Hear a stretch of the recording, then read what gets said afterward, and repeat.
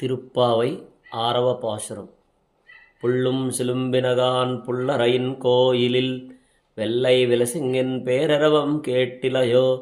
பிள்ளாய் எடுந்திராய் பேய்முலை நஞ்செண்டு கள்ளச்சகடம் கலக்கடிய காலோச்சி வெள்ளத்தரவில் துயலமிருந்த வித்தினை உள்ளத்துக் கொண்டு முனிவர்களும் யோகிகளும் மெல்ல விழுந்து அறியன்ன பேரரவம் உள்ளம் புகுந்து కులిరిందేలోరెంబావాయ్. ఈ పాసురంలో ప్రధానంగా గోదామ్మవారు చెప్తూ ఉన్నారు.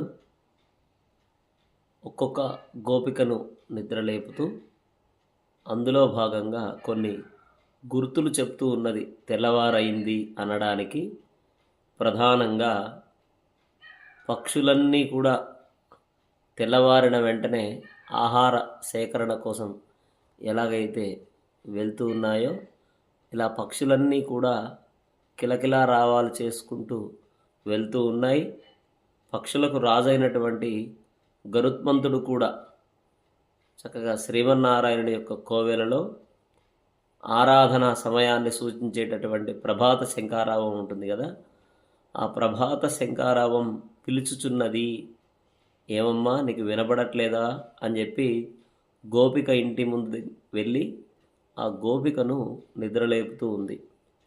మేమంతా వచ్చావమ్మా, మేము వచ్చిన విషయం నీకు తెలుసా? అసలు సాక్షాత్తు ఆ పూతన స్తనములయందు విషమును ఆరగించి అట్లానే దొంగ బండిగా వచ్చినటువంటి ఆ శకటాసురుడు ఉన్నాడు కదా, వీళ్ళందరినీ చంపి శ్రీపాదాలు చూపినటువంటి ఆ శ్రీకృష్ణుడే క్షీరసాగరమున ఆదిశేషునిపై యోగ నిద్ర చేయుచు జగత్కారణుడు అయినటువంటి ఆ పరమాత్మ మన గోశాలలో ఉన్నటువంటి మునులు యోగాభ్యాస పరులు కూడా చక్కగా శ్రీకృష్ణుని తమ తమ మనసులలో అంతర్యామిగా చూచుకొనుచు మనసులో ఉన్నటువంటి స్వామికి మెల్లగా లేచి హరిహరి అని స్తోత్రము చేయుచుండగా పెద్ద పెద్దగా వారి వారి గొంతులన్నీ కూడా వినిపిస్తూ ఉన్నాయి.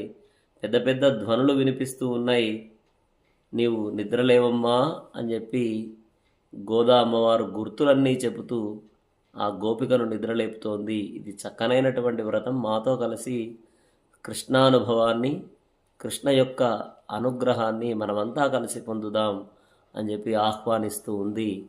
ఈ పాసురం యొక్క ప్రధానమైనటువంటి అర్థాన్ని మనం ఇప్పుడు తెలుసుకుందాం.